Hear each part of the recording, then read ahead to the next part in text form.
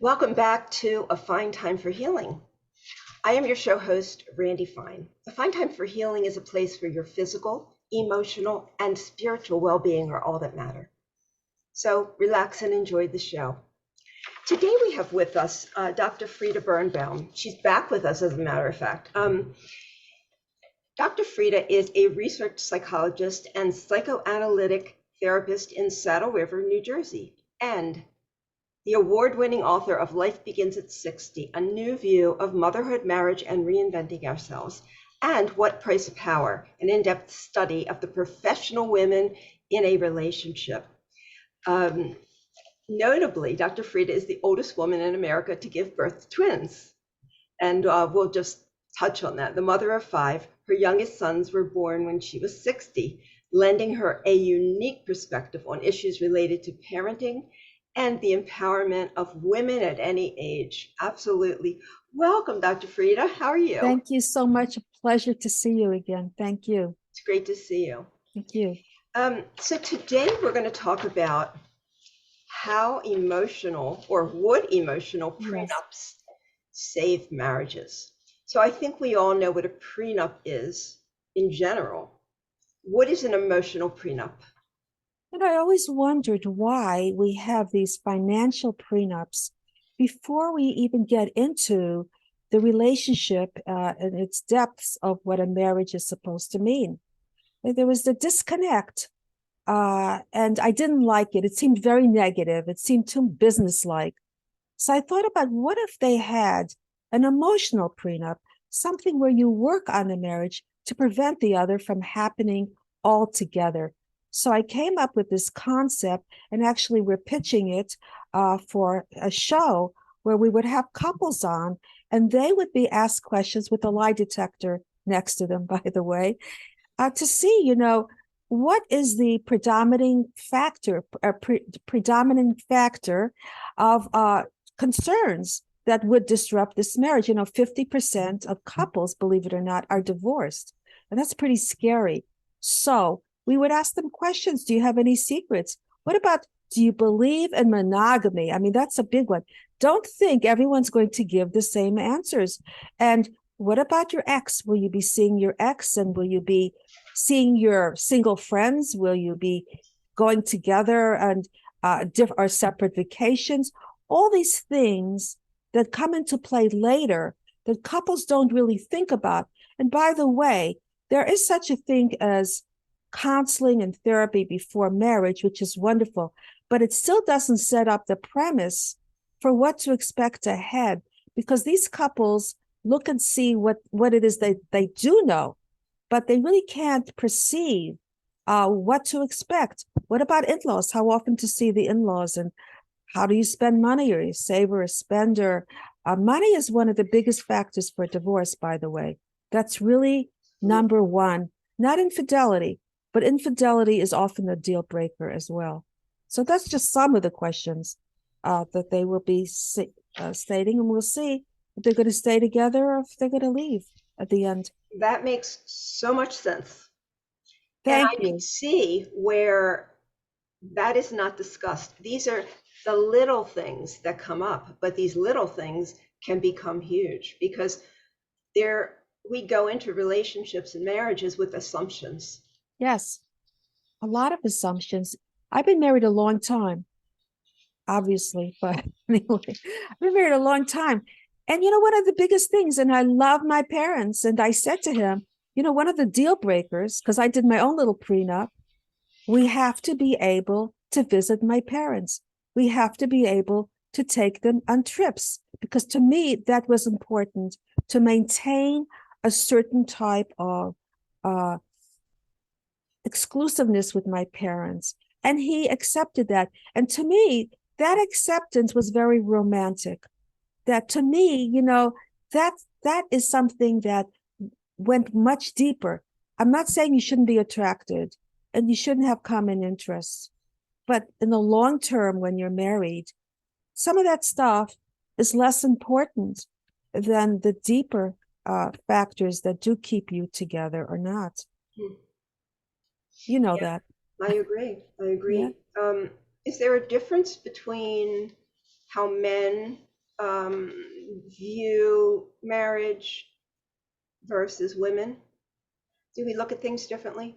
Well, women are a little bit more complicated. Let's take arguing.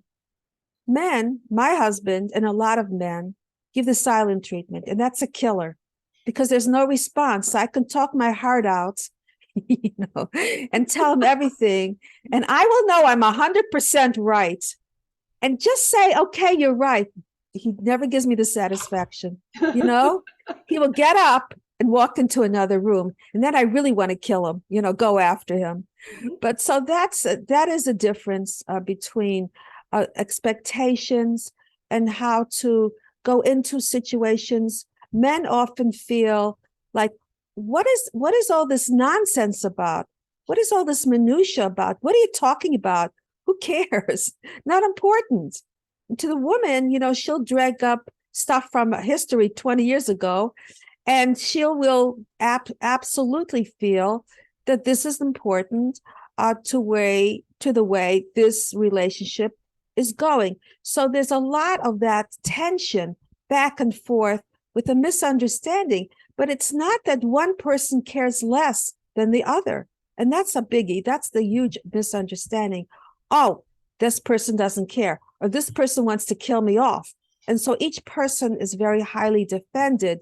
And when that happens, there's that breakage there that defines your behavior that often we all know. You forget about the initial behavior to begin with and why it happened. You just see that the dishes were broken in the sink the next morning. And you get up and you say, "Hey, wait a minute. Bleach has been poured on your clothes or something." That's right. Was this a dream or what?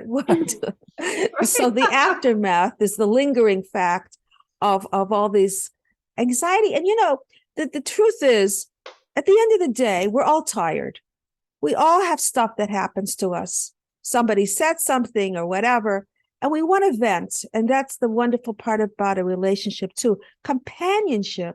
So when we vent, we let go.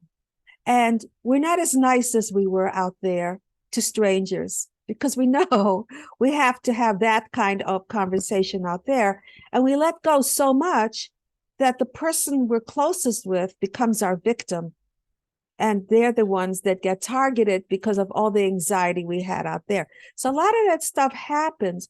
And if you can just preconceive those kind of emotions, I'm not saying you shouldn't talk about your problems. Of course you should.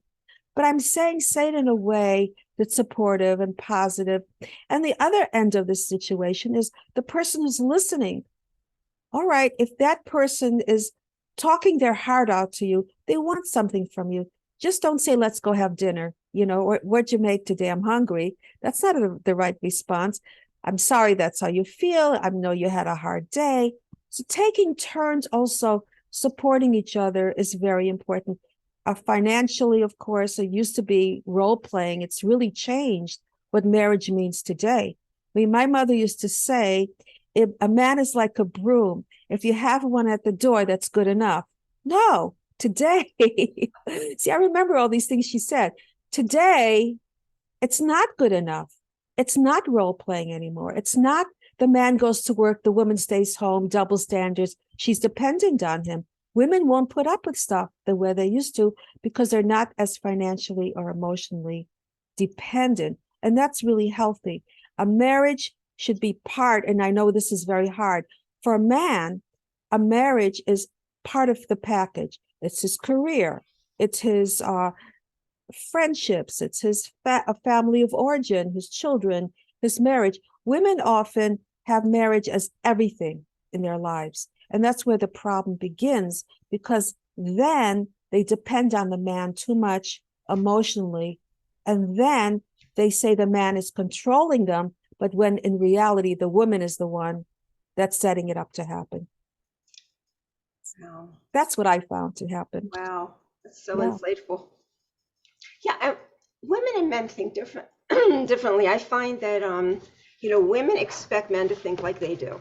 And that is never going to happen. We need to understand that we're very different in the way that we process things. Absolutely. And it's right brain, left brain. And women think differently, and more creative spectrum. Men are more focused, abstract thinkers, and they always say if a woman ruled the world, would there be less wars? And I'm thinking Hillary Clinton, maybe she's an exception. I think there'd be Definitely. this. Thank you. I took a risk, but you know, but that's true. And there is such a difference. And we come in it together thinking that, oh, well, we love each other. We'll be there for each other. Yeah, the romantic stage, everything's wonderful. You're going to support the other person.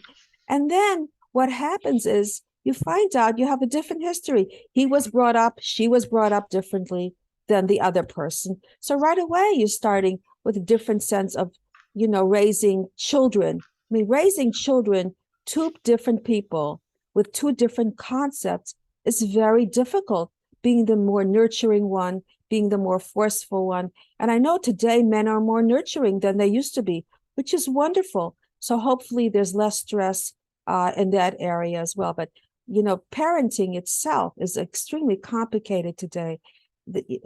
Helicopter parenting, authoritative, authoritarian, submissive. I mean, all this stuff, what kind of parent? And then each person thinks they're right. And the kid, the worst thing you can do for your child, of course, is to have conflict. But that wasn't your question. That's okay. You answered it. All right, good. Somehow. I think what I hear a lot is if he loved me, he would know what I want. You hear that a lot? Wow. I guess if you married a mind reader, somebody who was a psychic, maybe, I don't even know if they would know that either. But if he loved you, he would know what you want. If he loved you, he would want today a relationship that's give and take, where each person gives each other something that they wouldn't give themselves. And that's really what a good relationship is. Something that's dynamic, something that at the end of the day, you're not just waiting for the other doctor. It's doctor seat. It's Freudian slip. It's just like a doctor to give you're each going ahead and giving the other back and forth. That's what love is all about. Otherwise, it becomes needy. What do you have for me today? It becomes exhausting. And that in itself can create a divide in a relationship where one partner has a certain role and the other partner has a certain role. And then there's a power struggle here because guess what? The partner who is giving is more powerful. The partner who takes is weaker. And as that time goes on, you're giving your power away to somebody else that's going to make the decisions. And as I said before, then you'll start complaining. So watch out what you do really want. Communication is really important because we have to say what we want. We can't expect that the person, just because they love us, know what we want and then get upset because it doesn't happen. We have to communicate. We have to. Yeah, and we don't even know what we want. Do we really know what we want? One of the first questions I ask patients that come to see me is, what is it about you that you feel you need? Who are you? Who are you? And, when we put feelings into words, then we can act appropriately. So they can't even address the first part, their feelings. How can we expect our partners to know what we want when we're constantly growing and evolving? The important part really is to evolve and grow together. It's not about staying in one place. That's boring and that's dangerous and stagnant. But it's about bringing the other person with you as well. If you're growing in a certain direction, often people that come here to see me individually about relationships, they're going to grow. They're going to have more self-esteem. They're going to have a more focused lifestyle. And it's dangerous for the marriage because you can leave that other person behind. So always bring that person with you with the activities and events you go to, because believe it or not, there are other people out there in the beginning will seem so much more interesting. That's why you hear about all these office romances where it starts with friendship. And then what's going on after the friendship is it becomes something that is romantic. And then they exchange one problem for a worse problem. because the office is a superficial setting where people look their best, and then you come home to a tired partner who complains all the time. Who wants that? I'll take the other one, till the other one becomes that. So be careful. You can get into a worse situation for sure. Yeah. I think, you mentioned earlier parenting styles. I think that can be a big point of contention because some are more permissive, and again, with the assumptions, we assume that children are raised the way we were raised or the way we think we should have been raised or something like that. And so we don't realize often that the other person is thinking totally different than us. And merging that together can be really difficult. There has to be respect and compromise, I think. And absolutely, I come from a family that were immigrants, but a lot of love and thought a lot of me. And we went to all kinds of celebrations together and religious holidays together. And I had a lot of friends. My husband comes from a very well-to-do family where there was a nanny. And he was happy if he had SpaghettiOs for dinner because his parents were out there having the finest meals somewhere. My parents would never think of that. The kids came first. So, yeah, right. Different backgrounds. And it has nothing to do with money. It has to do with the connection and priorities and the relationship that comes first. Because happiness comes from the right relationship, not from money. They say 75, well, now maybe it went up to 100,000 a year is enough for people, to a couple to feel comfortable. So we don't have to feel that we making more money. People with more money, maybe they buy fancier cars, but you still have the car, you still have shelter, you still have the basic needs. What really is important is what is going on with those surroundings. What is going on in those houses? Sometimes I'll walk around the block and I'll look at these beautifully groomed homes and I'll think to myself, all right, I wonder what is it like inside really? Because that's where the action is all about. So that's very important to know that it's really about the fact that when you are healthy and when you are in a good place, that's when you're ready to meet the right person that's healthy also. Otherwise, you look for someone else to fulfill that emptiness that you don't have. And there's a huge price to pay for that. That is so true. Yeah, very much. Wow, that is so true. Yeah. Is there are there rules for arguing in a marriage? Well, there's one rule that I always say, that if someone is attacking you in a way that they won't listen to you, and it's already set up, a set up deal where whatever you do, it becomes negative, the best thing to do is not only to leave the room, as I said, my husband does sometimes, but to leave the house entirely, because then they can't follow you. And if it means getting into the car and driving away, you do that, because then you break that tension that's escalating. And when it escalates, it's emotions that come not only from the situation at hand, it's pent up.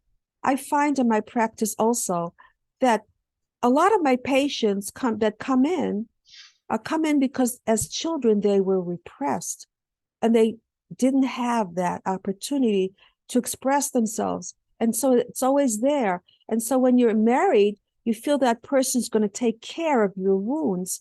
And so when there's any argument, you overreact because you're repressed from the past, nothing to do with what's going on at the moment. Yeah, I like what you said about leaving, walking away, because if somebody is trying to be controlling, there's nothing you can do. And I work with narcissistic abuse victims. So what happens when you're trying to deal with a controlling narcissist, which they are, the more you answer and the more you defend yourself, the worse it gets.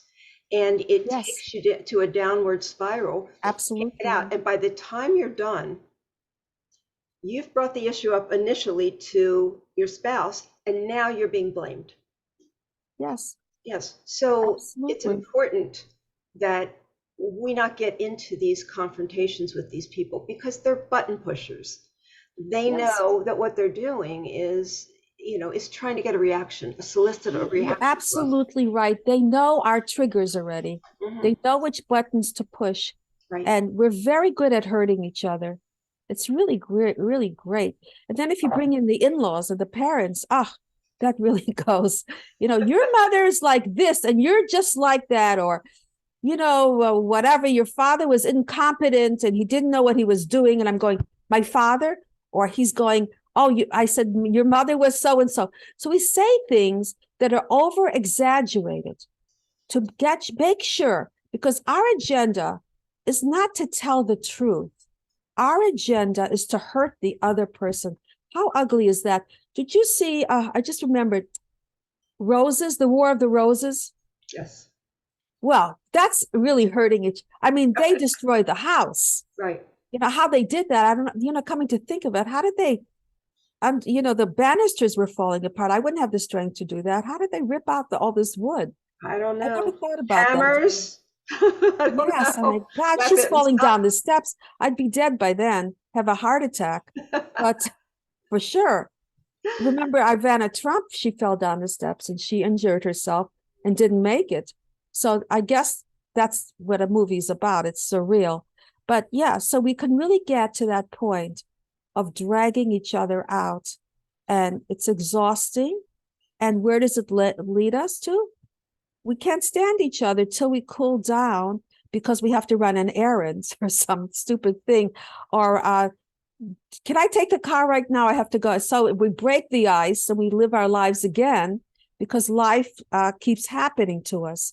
So that's something to remember if you can cut it short, and which means compromise, which means talking, listening. That's the most important things, like I do in therapy. So much goes on in my mind, but I know that person wants to diffuse.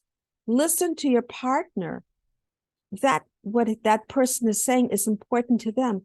If it bothers them, even if you don't agree, if it's not going to take you into a place where it's going to put you out too much, go ahead and follow through. This is what you're there for. It's not who's right or wrong. It's what has the biggest effect. That really is what remember, you're a couple. Remember, you're in this together. This is not a war. This is not your enemy. You have to feel safe once you go inside that, open that door and close the door, that this is your place to unwind, to relax. Have a drink if you need a drink, if you do that. In my background, we have a bagel or whatever, but have With a a drink. schmear. That's why I look like this.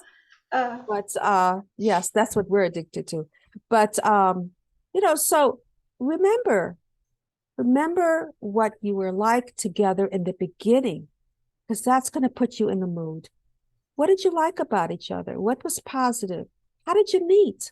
You think of those things. I met my husband because I thought he was kind. We went away to a singles weekend. It was cold outside. He took his scarf off and he put it around me. And I said, oh my God. I said, that's it. That's what I cared about. Kindness. Especially I lived alone in the city in New York. That was double the effect on me. So yes, remember what the original concept of what you liked about that other person. And then, there's dating. Have a date night once a week. So you can see each other, maybe away from the kids, but in a calm way where you're wined and dined and nobody's tired. That's very important. Go away for a weekend if you can once in a while. That again helps you to see each other differently because, life takes over. There are all kinds of things that happen that are very stressful. As I said, money is the most stressful situation. And you have to agree. Do you want to spend or do you want to save? What do you want to do with this money? Do you want to go on vacation or do you want to fix up the house?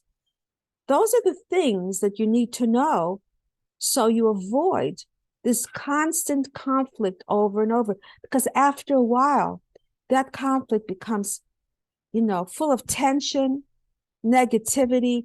And then you see each other. And the minute that person says something, I found something wrong. And you're already on the track of finding why that person is wrong. And that's dangerous. And that can lead to divorce. So that we have to be careful with. For sure. Yeah. One of the things that really gets to me is what I call the kitchen sink. So somebody presents something, the other person doesn't agree. And then that person starts bringing in all kinds of things from the past as evidence to support it, and there's no way you can compromise with that, because now you're being attacked. It was one thing, now it's everything from the past. So I think it's really important to stay focused on the issue, don't you? Yes, absolutely. As I said, you have to be healthy first. You can't marry somebody to fix you. The romantic period is when that person really understands everything. But if you're in a place where you feel that you have not progressed enough, you don't feel good about yourself, wait. There's no rush.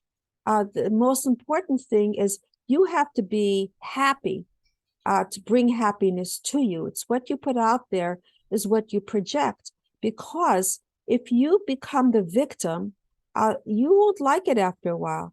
And that other person's going to see you that way, but you won't want it.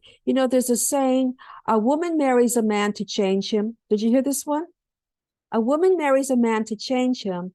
A man marries a woman because he wants her just the way she is. Well, what happens is the reverse. The woman often changes, and the man is the one who stays the same. And that's where the problems begin. You're right. Absolutely. You're right. That's always the problems are set up to happen. So when you look at what it is that we really want, do not marry somebody to change that person, unless you want to spend a life in therapy, and even with that, people seem to have their own agenda. And when you have a relationship, if it changes, divorce often happens because the agenda changes.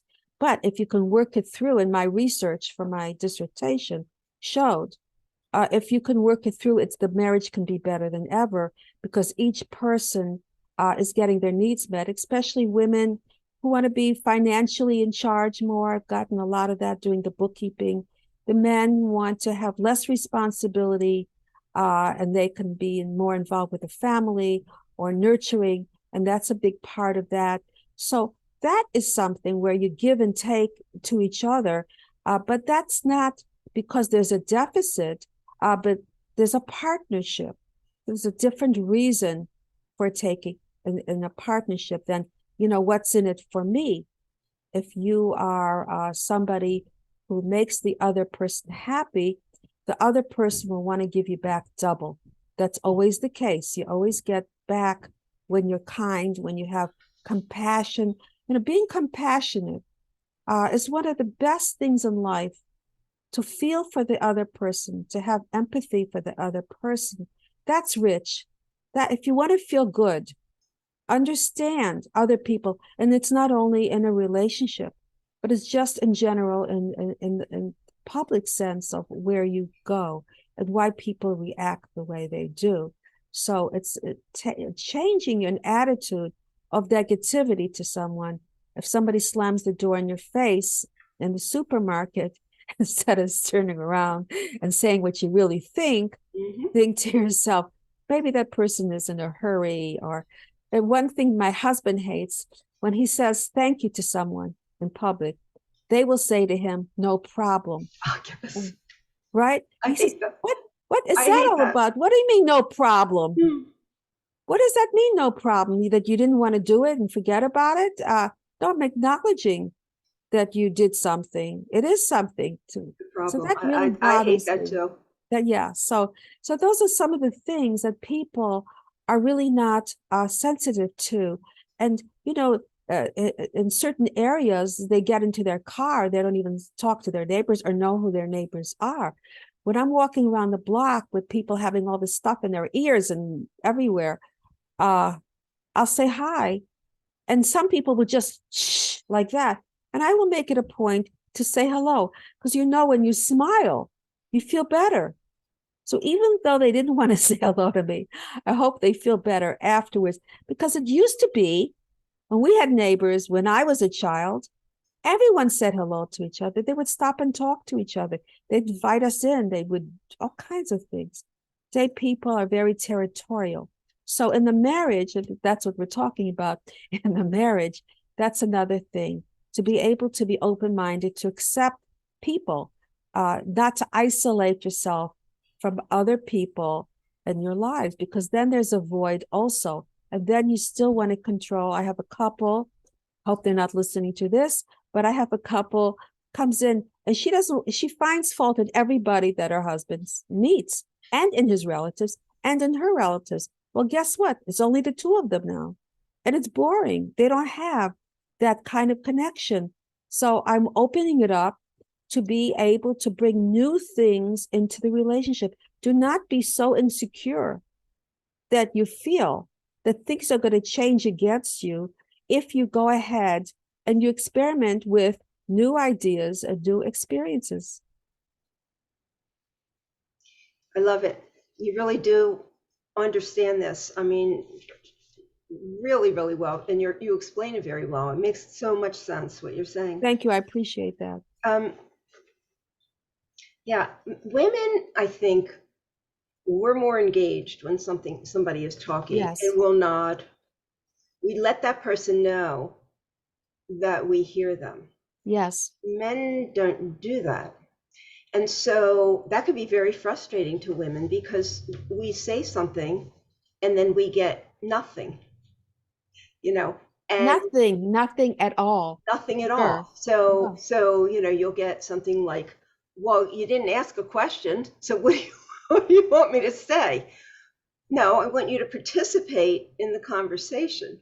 But it's so different the way we communicate, isn't it?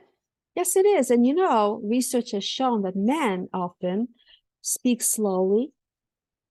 They take their time. And if a woman talks, they will look at their watch. That can kill a relationship right there. You throw daggers at that person. And they will not hear what you're saying, and then you have to repeat yourself again. And then they call you a nag. Yeah. What'd you say? Okay, all right, leave me I alone heard you. already. But you didn't, and if they're talking, they want your 100% attention. You can't look at anything if anybody calls you. They could be talking about who knows what, nothing, nonsense sometimes. And they need to know that when they're talking, they even ask questions to see if you're listening. Do you know that place that I'm talking about or whatever? Oh, yeah, sure. Not really, but okay, yeah. So they need all that stuff. But when They it need comes, questions.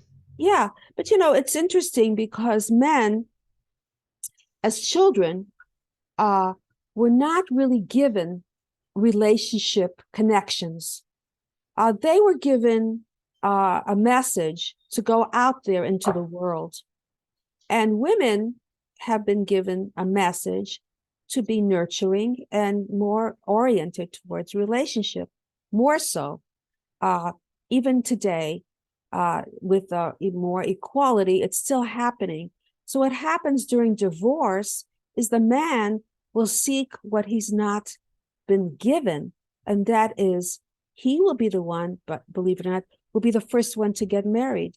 And women will be the first ones to fulfill themselves individually, go back to school, have careers, look better, have fun, have friends, all the things that they didn't do. So each is giving each of themselves what they didn't have. But my premise is, why not do that while you are married? Why do you have to wait in order to get those needs met? And that's going to make a much more longevity towards a marriage of I mean, giving each other I yourselves. mean, we need to give spouses need to give each other freedom to be who they are, express themselves the way, like my husband loves Disney. I can't stand Disney. He has a friend, he goes 3 or 4 times a year. He has a great time. I'm thrilled with that. you know. He likes cities. He likes to go to New York and run around, and Mm-hmm. I don't. I like the beach, you know. So he goes and he does his thing, you know. Um, and then if I want to do something, I do it. But I think you need to be able to not feel like you have to be agreeing and tied with to every single thing the person does. Otherwise, you're not compatible. Yes, and you're absolutely right. And a lot of people could not do what you're doing. They would not support that. I can guarantee you, when I asked the questionnaire to these 5 couples, hopefully we'll be doing, uh, they're not going to agree with this. They're going to say, no way. We don't believe in separate vacations. No, we want to do everything together. Mhm. So to be open-minded like this gives the other person some space. And that absence make the heart grow fonder. Mhm. So you appreciate enjoying each other, seeing each other. Oh, he came back. Great. That means that means that means he wants to come back. Right. So that's a good. He didn't leave and not come back. And by the way, it reminds me, I had a patient who came in. She was gorgeous, which I'm sure she still is. I just don't see her anymore. Gorgeous, and came to me and said, I used to have just write out any amount on checks that I wanted to. I used to have a life of everything I wanted. My husband went to work. He was, oh no, he was supposed to get bagels. We were going to a bar mitzvah. He was supposed to get bagels for us to have breakfast before we went. And he never came back, ever. That was the end of it. Wow. And of course, I mean, and here I am in these in these suburbs here. There's more drama in the suburbs than anywhere else. More drama, more competitiveness. I'm telling you, it really is. It can be vicious. Who invites who to the parties? That becomes a big theme. But when that happened, the reason, this is what I'm talking about, the reason behind it is not always what it seems. Yes, he ran off with his secretary. What else is new, right? So you have to be careful who your husband's secretaries are. And but she was not as pretty. He was intimidated by his wife. He was intimidated that everybody looked at her. He was insecure. So when he ended up with somebody who he was less intimidated. So you never know the reasons. So it's not necessarily better. It can be insecurity as well. So these things happen in a marriage that is so unexpected. She was devastated. I didn't charge her, of course. I couldn't put more wounds onto this into what she was going through to help her. But these things are happening in a way where more women today are unfaithful than men that are coming into my practice. And by some miracle, I'm keeping these marriages together, which is interesting. That and what's interesting about it is they reveal their infidelity in my office, and I'm holding onto my seat, and I'm going, Oh, right. Dr. Frieda, I feel so secure with you that I'm going to say this. I'm going, oh no. So, so it's the women, and men, believe it or not, are more forgiving than women. They are able to handle it in some way. Now, I have one patient who every year goes on vacation by himself to feed himself something that he can feel, he can function and have contentment on his own. But then again, he also sees that the marriage has changed and she has changed. So he gave her a chance. So if we can do that, that's great. If we don't have any kind of outside interest, that's even better, because the intimacy in the marriage does change. You can't, it's in back of his mind or their mind what happened. And that's never going to be the same, because when you're intimate with someone, you're giving of yourself unconditionally. And then they were intimate with someone else. So it's not unconditional anymore. It's based on a lot of different decisions. So that is something that is the deal breaker often in a marriage as well. So true. Yeah. Let's talk about sacrifice versus compromise. I think that people, if you came from a family where you had a mother that was a martyr or something like that, uh, whatever role model you had, sometimes people think you're supposed to sacrifice for your partner. And I say, you don't need to sacrifice, you need to compromise. What is your opinion? That's true. I agree with that. It's interesting because some of my research was based on that women that had mothers who were happy being homemakers did the same. And women that had mothers that were conflicted, like myself, and that was my dissertation, what happens when a housewife becomes a professional in the relationship? I was curious about that. But they are the ones that have the biggest task of changing and really possibly having a divorce. As I said, the midst of it is really changing in a way that's better for you, and it can be better than ever. And then those that had careers had role models that this was a comfortable way to be. So it's whether the mother is happy or not has to do with the orientation that you do take. But being submissive, being a caretaker, uh, you know, we only have so many brain cells. We don't want them to die out. And so we have to use it. And you have to be able to see yourself in a way where you can have um,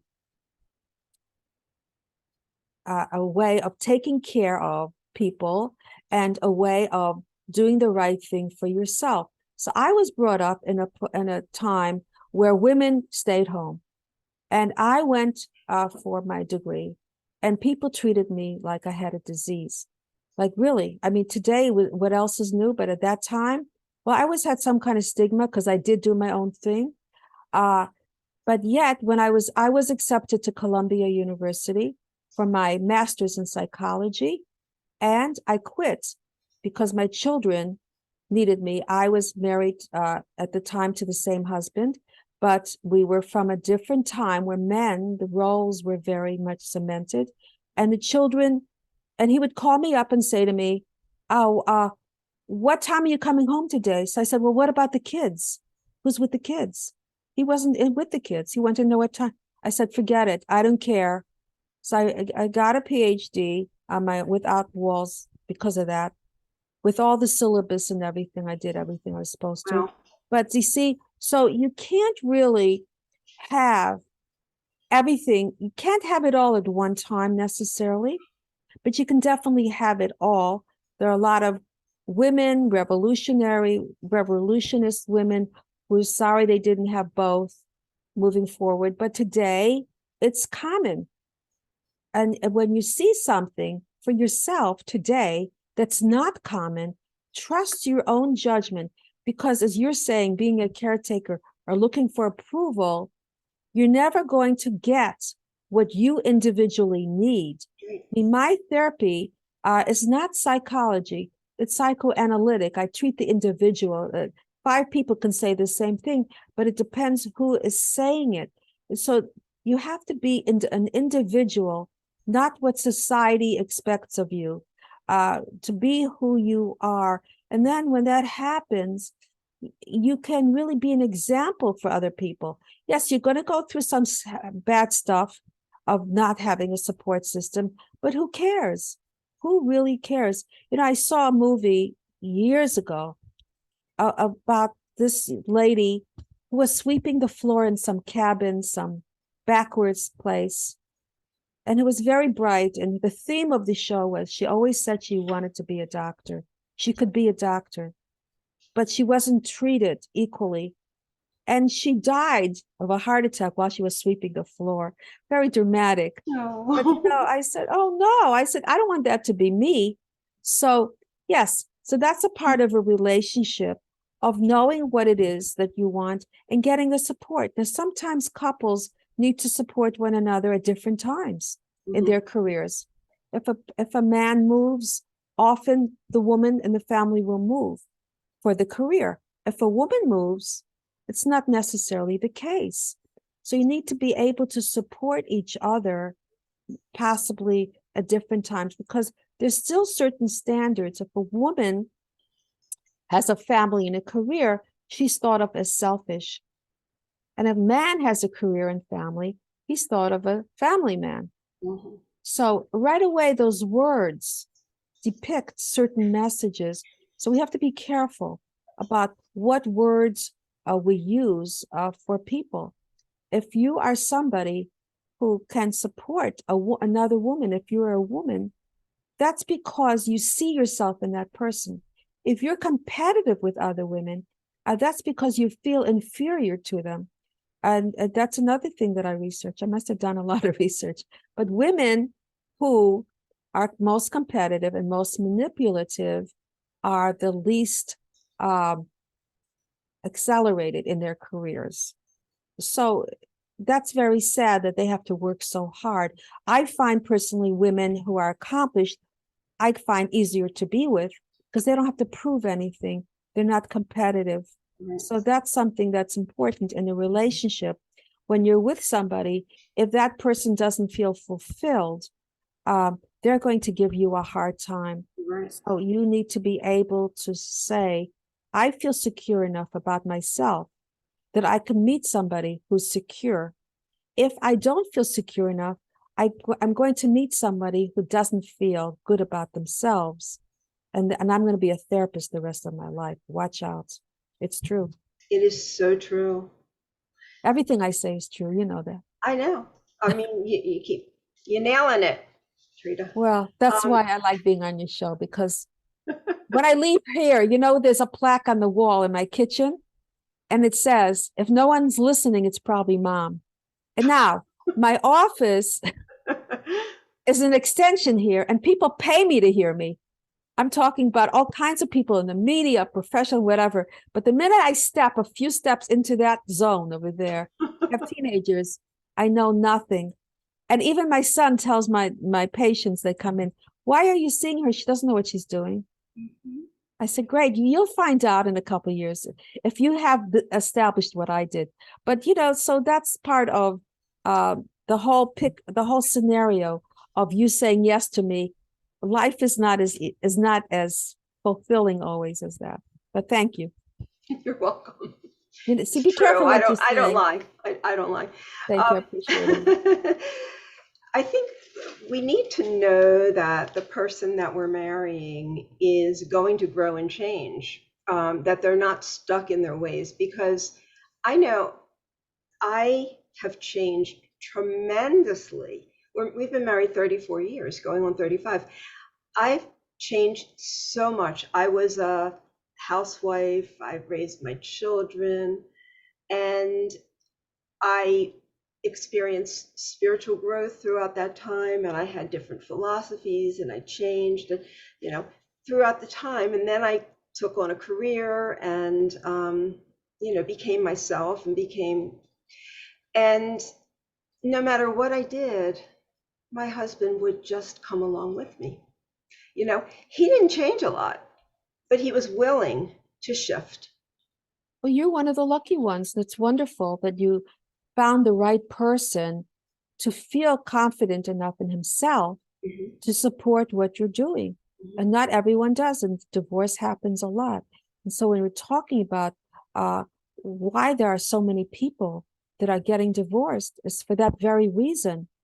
They don't have the opportunity to find themselves. They feel stifled. They don't feel heard. They argue about the littlest nonsense, nothing. But once you're in that argumentative mode, I know in my practice, if a couple comes in, and no matter what the other person says, forget it. They don't want to fix it. It's already too late. It's something that is they're extremely damaging. So when you look at your partner, is that partner flexible? Is he willing to take have you take vacations or vice versa alone? Is he willing to promote you in your career and for you to have a better situation for yourself? Is he flexible with your experiences, with what it is that you want? It would take somebody who's confident, who's in a good place, feels a sense of accomplishment. So don't think for 1 second, if you marry someone who you look down on, they're going to appreciate being with you. No, they're going to pull you down with them. Be very careful. A lot of people do that. Yes, They marry someone less than so they can feel appreciated. Mm-hmm.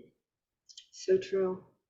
Yeah, relationships are tough, and this that's why I think this podcast is really, really important with you, because you're touching on so many of the points of, what causes these rifts between couples. And so if we go back to the emotional empathy, or wait, no, that's not what it was. Emotional Prenup. That's right. I forgot already too. Yeah. I use empathy all the time. Okay. So the emotional prenup. How do we guarantee that what we agree on is going to persist throughout the relationship? Well, it's similar to the marriage vows. And when you say, whatever it is, until death do us part, it's part of the marriage vow. And when you break that, marriages often break. It's the same thing. You can go ahead and bring that into the marital contract. So when you say you want to follow your expectations and give the other person what their needs are, that's according to the emotional prenup. That's put into that contract as well by saying I do. And when you say I do, there's nothing written there that says I'm going to have to stay with you or not stay with you. You don't have to do anything, but these are the premises where this marriage is defined.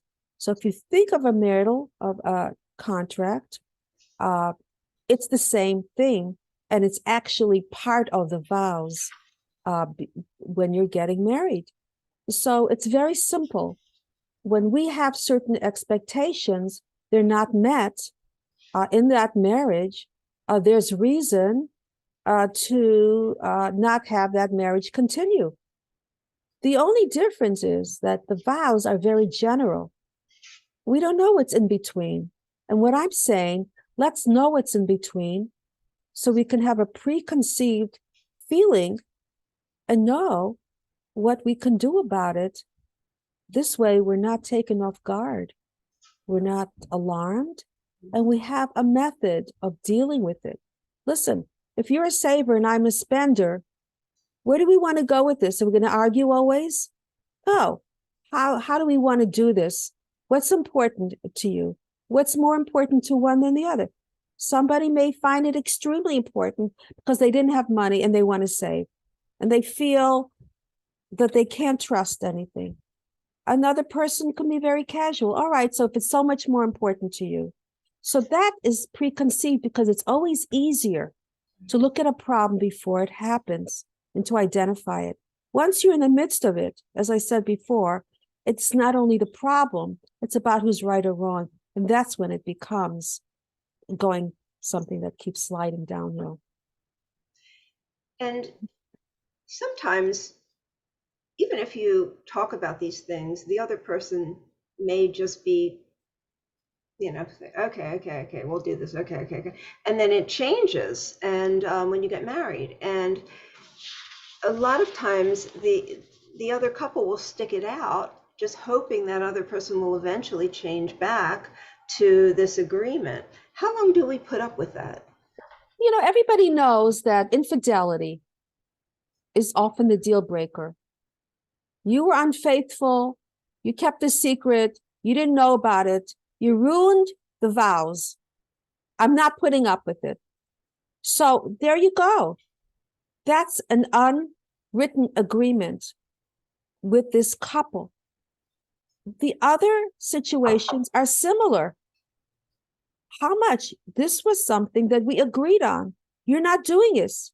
Listen, we're going to lose the marriage here if you don't do, because it's important to me. This is where we need to go.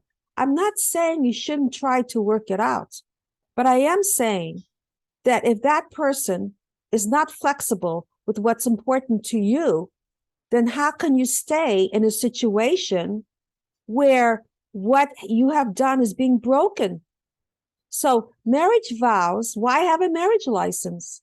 Why bother? Do whatever you want. No, you're supposed to have monogamy. You're supposed to. You're supposed to trust each other. You're supposed to be there for each other when things are bad. So what? So you'll get married and you decide to not be monogamous. You decide not to be there for your partner. Do whatever you want to. Does that keep a marriage together? No. So what I'm talking about is to be specific to prevent the marriage from falling apart. That's the difference. Right. So how do you see this?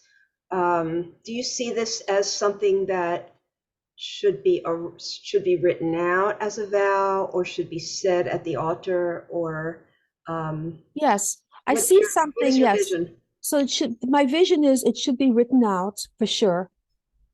You don't have to say everything in front of us, all these strangers, of course. I want sex every night. I don't want sex more than twice a week. But, whatever comes up, or my secrets, people don't have to know this. But you can say according to our emotional prenup. You could say that word. And with that word, everything falls underneath that.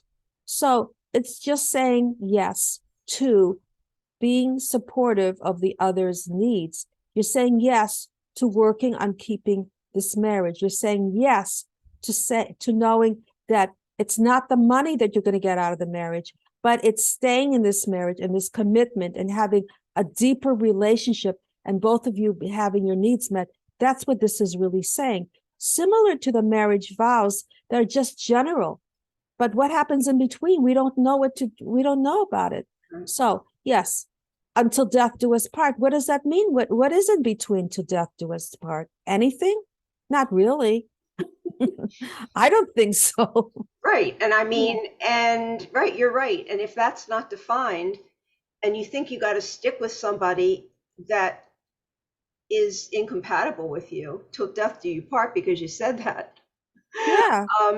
then you feel stuck. So I agree with you. If you can say all the in-between stuff. Yeah, you're stuck like, oh, am I being a horrible person by leaving? Like, divorce is thought of as a disease and you're not happy. No, you could be happier not married than married. You have to be able to know what your principles are. You don't have to sacrifice and give of yourself. This is supposed to be in addition to who you are. So the minute you feel the person's narcissistic, the person's jealous, the person's keeping you from having friends, all that stuff, people are often complimented by that. No, that's going to strip you the essence of who you are, and you're going to be living that person's life. So be very careful of that. And when you have that scripted for you, then you know that you're entitled to have your needs met. Each person's entitled to be effective, to give the other person what they want. And this will help, this will save marriages, and we'll have hopefully a lesser divorce rate. And that's why I want to do this on the media, to reach millions of people to know that their marriage has a chance of longevity. It's much more complicated than it used to be with my parents, with a broom at the door, because it was for practical reasons, right? And, the man goes and makes money, and the woman has pride that she takes care of the children. And that's it. What else what do they complain about? My mother used to be in my front hall, and the patients would come in. I'd say, leave, go. Her hair was a mess, whatever. I said, what, can I come in with you? No. And then she'd say to me, what do they have to complain about? They have a roof over their head. They have food on the table. What more do they need? Mom, it's changed. They need a lot. They have high standards today. And those high standards, if they're not met, people are divorcing all over the place. They're not working it through. So we need to be able to go back again. What's important?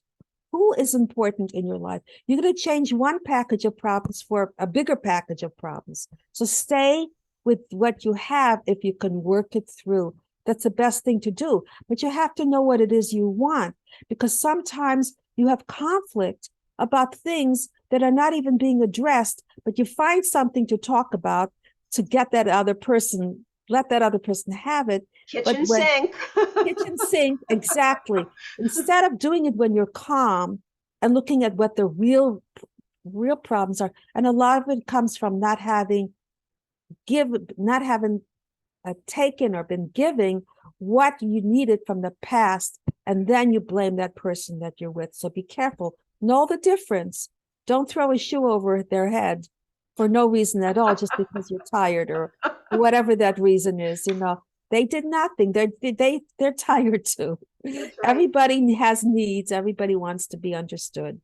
So you want to promote this through speaking rather than a book? Are you going to write a book on this?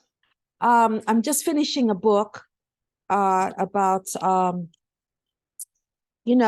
shattering the mold, I think it's going to be called, about some of the things that happened to me that I sort of defied in many different ways, with my family, with myself, and all that stuff. Yes, I'm going to write a book about relationships, and I'm going to write a book about how to know what to expect, because it's really before the relationship even happens, is setting it up to happen. And that's the important part. What are the steps to take and finding the right person? What should your expectations be? And even, what does happiness mean? Because people don't know. There's always searching for happiness. What does it really mean? How do you obtain happiness? What does it feel like to be happy? And then moving forward, when you know those things, take advantage of using it in the right way by having yourself as an example for other people. That's the most you can really do. I mean, you covered it from A to Z. You really did. And I'm really excited for people to watch this. We're pre-recording now, but I'm really excited for people to watch this, because a lot of people that follow me are having relationship issues. And, here's some more tools, some more things that they need to consider. So, absolutely. So I thank you so much. This is just my pleasure. I love the topic. It really is a great topic. Yes, it is a great topic. It went very fast, and I may even use some of it for the pitch for the show. So you're going to send a link to my, I'll be recording. Okay. But I'll send it to you. Yeah. No, it's okay. I'll perfect. send you a link. Thank you. And I'll send you, and it should all be up today. So I'll send it all to you. Perfect. And send it to my publicist as well, because they're that do the editing and all that stuff for me. I will do that. I do nothing. Anyway, it was a pleasure. Fun. Thank you. Love you. Thank you. Pleasure. Always, anytime. Okay. And sounds good. Be well. Lots of luck to your husband and you. Thank you. Take care. Bye-bye. Bye.